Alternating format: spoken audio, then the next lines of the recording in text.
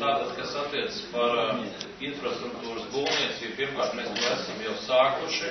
Jauns ceļš tiek būvēts pie Krievijas robežas starp Ludu un Terpovu. Mēs nākamgad uzsākam būvēt tā saucamo Maskavas šoseju līdz Kopnesē, kas ies 4 joslās. Un mēs strādāsim arī pie visa pārējā ceļa rekonstrukcijas un pārbūvēšanas.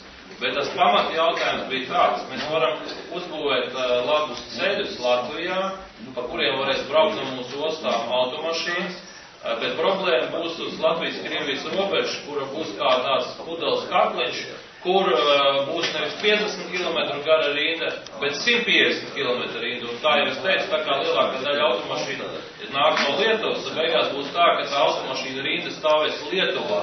Un tā ir tā mūsu baža, jo kravu apjoms ar Krieviju nākamo gadu laikā daudzkāršosies, bet mums jābūt gataviem. Un tieši tāpēc mums ir ļoti svarīgi, lai Eiropas Savienība panāktu vienošanos ar Krieviju, ka šis ir prioritārais koridors, ka ir nepieciešams pārbūvēt robežu kontrolas punktu ne tikai no Latvijas puses, par ko mēs esam apņēmušies darīt, bet arī no Krievijas puses, un te ir vajadzīgs tieši Eiropas Savienības un Krievijas vienošanās, un ka caur šo koridoru, kurš ies tātad caur Latviju, tālāk iet arī labs ceļš, lai nebūtu tā, ka šis šaurais ceļš Krievijā neļauj normāli pārvietoties automašīnām, tādā veidā ierobežojot biznesu. Mums ir svarīgi, lai ceļa infrastruktūras rekonstrukcija, būvniecība notiktu arī Krievijas pusē, jo mēs tiekam atbalstīti jau ar kohēzijas fondiem. Ja? Protams, mēs būtu gandarīti, ja Eiropas Savienība izskatītu iespēju vienojoties ar Krieviju, mēs varētu saņemt papildus finansējumu, vai ne?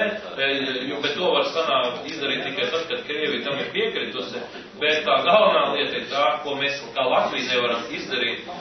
Mēs nevaram vienoties divpusēji ar Krieviju, jo šī ir kļūst par Eiropas Savienības ārējo robežu ar Krieviju. Un, lai Krievija piekristu, ir jābūt šai vienošanai. Un viedoklis par priekšdeklarēšanos tādas elektroniskā veidā tika pacelts šodien un vakar.